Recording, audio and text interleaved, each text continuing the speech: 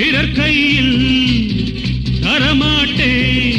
அன்று நான் உன்னிடம் கைதியானே, இன்று நான் உன்னையே கைது செய்வேன். எதற்காக வருகின்றேன், உனக்காக தொடர்கின்றேன். Senorita, how do you feel about me now, I say?